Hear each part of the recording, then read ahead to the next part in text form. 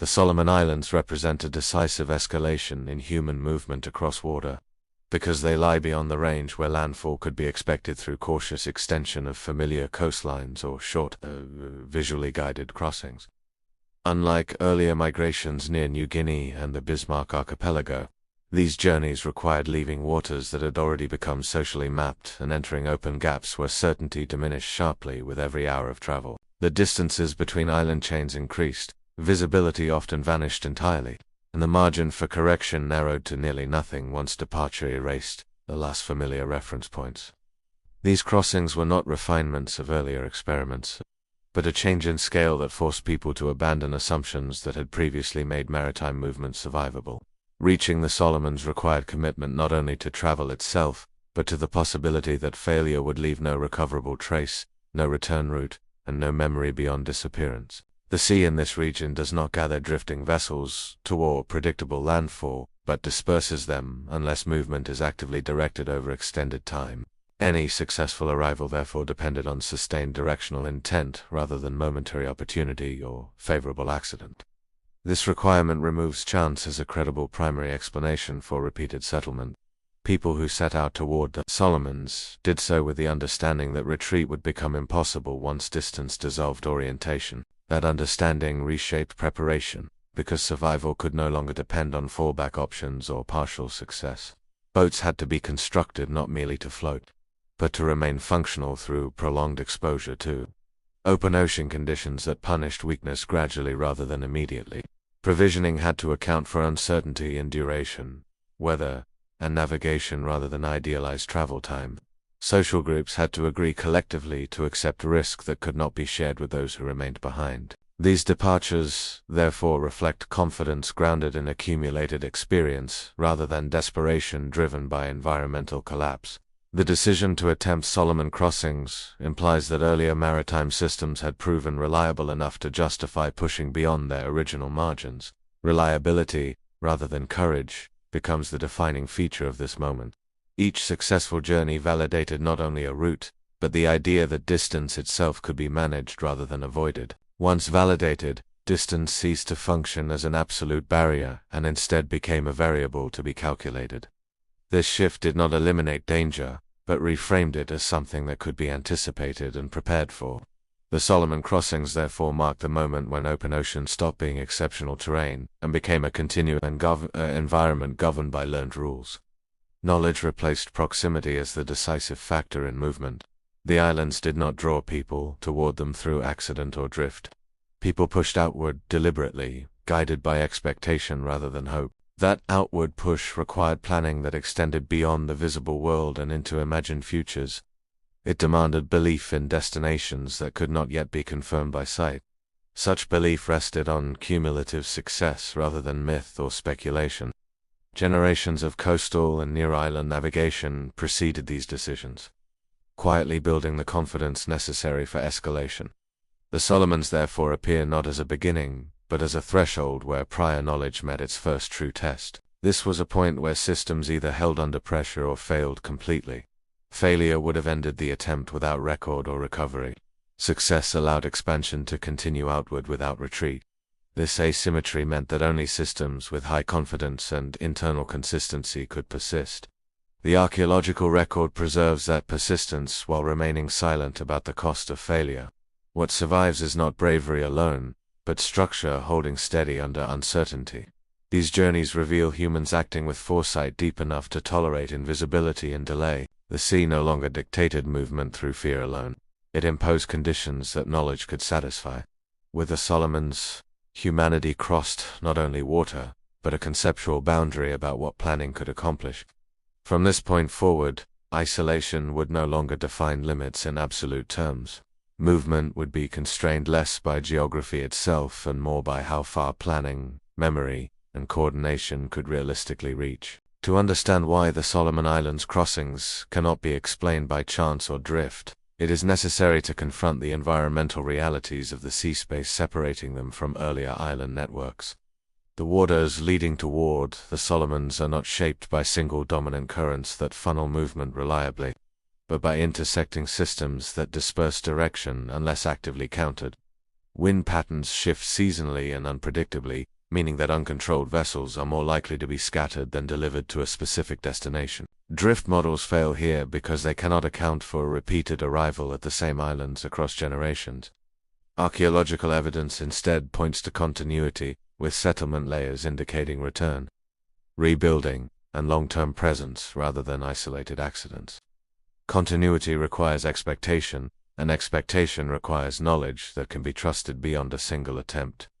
Boats used for these crossings had to be capable of remaining functional for extended periods without landfall, carrying people, food, water, tools, and margin for delay. This level of reliability cannot emerge from improvisation alone, but from cumulative refinement through repeated use. Construction knowledge, therefore, preceded expansion, developing first in coastal and near-island environments where failure could be corrected. Only after systems proved dependable under familiar conditions would escalation into wider gaps become plausible. Navigation across Solomon distances demanded sustained orientation rather than momentary guidance. Visual cues from land vanished early in the journey, forcing reliance on less obvious indicators such as swell direction, star movement, cloud behavior, and bird patterns. These cues are not intuitive, and misinterpretation carries irreversible costs. Mastery of them implies cultural transmission rather than individual discovery. Knowledge had to be taught, remembered, and trusted across generations. Trust mattered because those who departed could not verify outcomes until arrival. Timing also constrained success, as favorable conditions existed only within limited seasonal windows. Departing outside those windows increased risk without providing compensating advantage. Such selectivity implies planning grounded in long observation rather than impulse. Provisioning further reinforces this conclusion, because supplies had to exceed expected duration to account for uncertainty. Accidental drift provides no mechanism for surplus preparation. Social coordination was therefore inseparable from navigation, as groups had to agree on who would go, what would be carried, and how risk would be shared. These decisions reflect collective strategy rather than individual misfortune. Successful settlement required moving with enough people to sustain population and culture over time. This requirement eliminated solitary or accidental arrival as viable explanations. Once established, isolation imposed new pressures that rewarded reliability over experimentation. Return voyages became as important as initial crossings, because continued connection reduced vulnerability. Routes that worked were repeated, remembered, and reinforced. Routes that failed vanished along with those who attempted them. Over time, this selective process favored systems that minimized reliance on chance. The Solomon Islands therefore preserve evidence of maritime competence refined through repetition rather than luck. Humans did not merely cross water here once. They learned how to cross it consistently. Consistency transformed open ocean from hazard into medium. Geography no longer dictated movement absolutely, but imposed conditions that knowledge could satisfy. In this setting, foresight replaced proximity as the decisive factor in migration. The islands were reached not because they were easy to reach, but because reaching them had become feasible through accumulated understanding. Drift explains singular arrival without continuity. The Solomon record instead reflects planning sustained long enough to build permanence. It marks a stage where human movement became governed less by accident and more by systems designed to endure invisibility, delay, and uncertainty. Once settlement in the Solomon Islands began, the central challenge shifted from reaching land to sustaining life in environments where retreat was no longer a practical option. Isolation amplified the consequences of error, because mistakes that could be absorbed on larger land masses accumulated quickly on small islands. Food shortages, tool loss, or social disruption could not be resolved by simple relocation, as surrounding water enforced limits rather than offering alternatives. Survival therefore depended on systems designed to reduce risk over long periods rather than maximize short-term return. Subsistence strategies had to remain flexible across seasons without exhausting localized resources that recovered slowly. Marine foraging required detailed understanding of reefs, tides, and fish movement, knowledge that could not be replaced quickly if lost. Terrestrial resources likewise demanded restraint. Because island ecosystems tolerated pressure less than mainland environments, these constraints favored diversification over specialization, spreading risk rather than concentrating it. Social organization adapted accordingly, emphasizing cooperation and continuity over hierarchy or coercion. Decisions about travel, resource use, and group size required consensus. Because failure affected the entire community simultaneously, authority operated through coordination rather than command, as coercion would have destabilized systems already near their limits. Knowledge became the primary form of inheritance, passed through daily practice rather than exceptional instruction. Children learned not only techniques, but limits, absorbing caution alongside competence. Memory of past disruptions provided the only reliable guide for future response. This memory had to be preserved accurately, because forgetting carried immediate cost. Movement between islands did not cease after initial settlement, because continued connection functioned as insurance. Boats remained essential infrastructure rather than relics of migration. Maintaining them required sustained labor, material access, and skill transmission across generations. These investments signal that island life was intended to persist indefinitely rather than serve as trial occupation. Networks formed across the archipelago, linking communities through regular movement rather than isolating them. These networks distributed risk, allowing communities to compensate for localized shortage or damage. Redundancy replaced expansion as the primary survival strategy. Archaeological continuity across islands indicates that these arrangements succeeded often enough to persist for centuries. Such persistence undermines interpretations that treat early island settlement as marginal or accidental. Accidental arrival does not produce durable networks. Durable networks emerge only where return is expected. Expectation of return implies confidence in navigation, provisioning, and social coordination. Over time, this confidence reshaped how groups evaluated further movement. Distance became a variable rather than a boundary. Each successful journey recalibrated what was considered possible. The Solomon Islands thus functioned as a training ground for more ambitious expansion. Skills refined here could be extended outward without reinventing foundational logic. The islands provided proof that humans could remain in places offering no easy fallback. This proof altered collective perception of risk. Migration was no longer driven solely by necessity, but by confidence accumulated through repetition. The ability to persist under isolation demonstrated that planning could substitute for proximity. Once that substitution became reliable, geography lost some of its power to constrain movement. The Solomon settlers therefore represent a critical stage in human expansion rather than a peripheral experiment. Their success reflects systems designed to endure invisibility, delay, and limited margin for error. Through them, humans learned that distance could be managed not by avoiding it, but by building structures capable of absorbing its consequences. The durability of settlement in the Solomon Islands depended not only on daily subsistence and navigation, but on how communities structured themselves to absorb disruption without the option of retreat. Environmental variability arrived as cumulative pressure rather than singular catastrophe, expressed through storms, shifting currents, fluctuating fish availability, and periodic damage to coastal landing sites. Volcanic activity and seismic instability further complicated life by altering shorelines, soils, and freshwater access over time rather than all at once. On larger landmasses, such changes could often be mitigated by movement, but island environments transformed variability into constraint. This forced early settlers to assume instability as a baseline condition rather than an exception requiring special response. Resource management therefore prioritized continuity over abundance. Because short-term surplus often concealed long-term vulnerability, fishing strategies diversified across species, locations, and seasons to prevent collapse tied to any single failure. Terrestrial foraging followed similar logic, avoiding concentrated pressure on areas that could not recover quickly. These choices reveal planning that extended beyond immediate survival into generational time. Cultural memory became essential infrastructure, preserving knowledge of dangerous conditions, failed strategies, and effective responses. Such memory had to remain active, embedded in routine practice rather than reserved for crisis.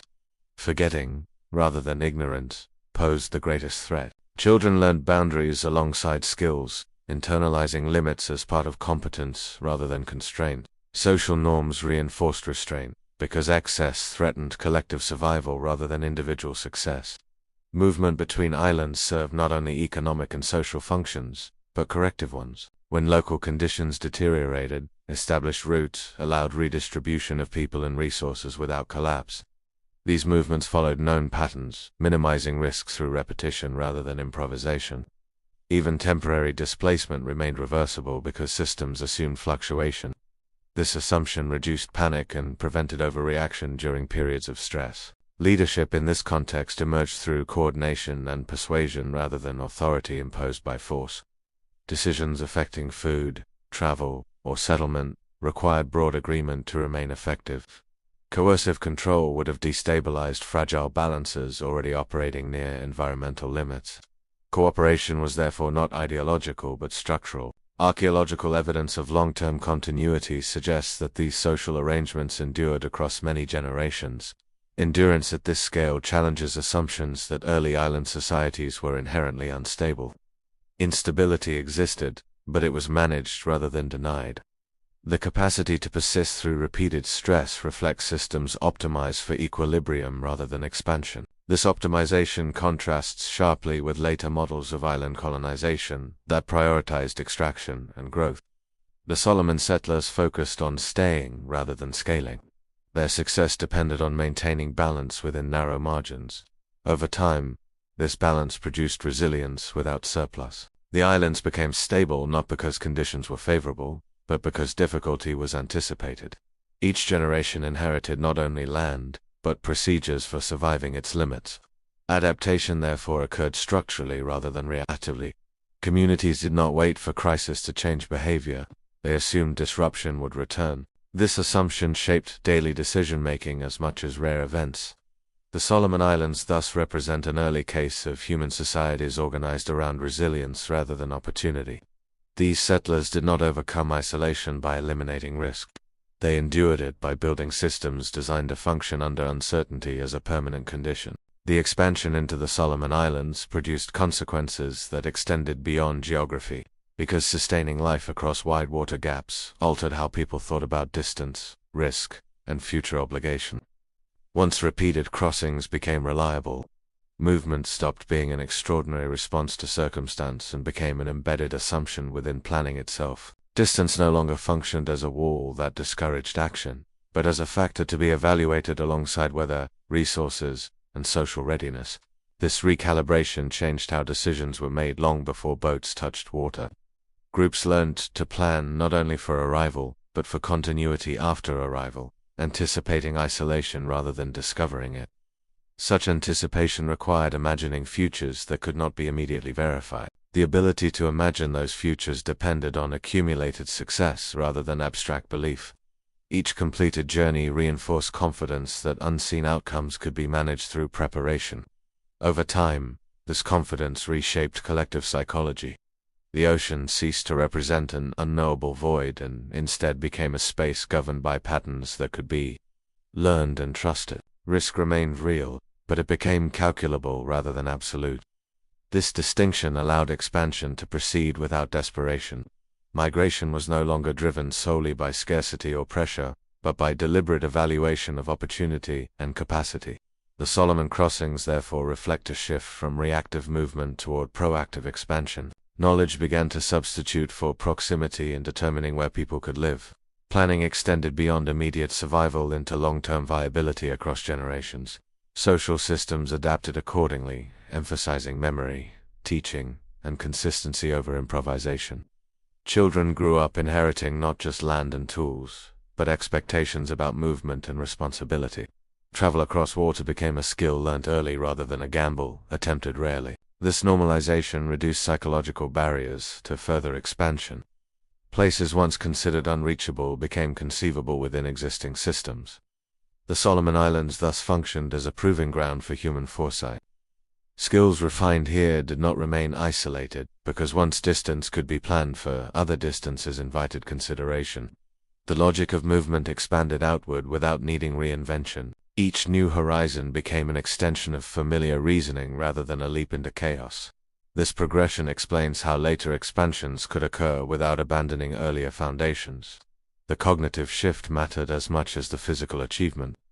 Humans learned that survival could be projected forward rather than protected only in the present. The future became something to prepare for rather than something to endure.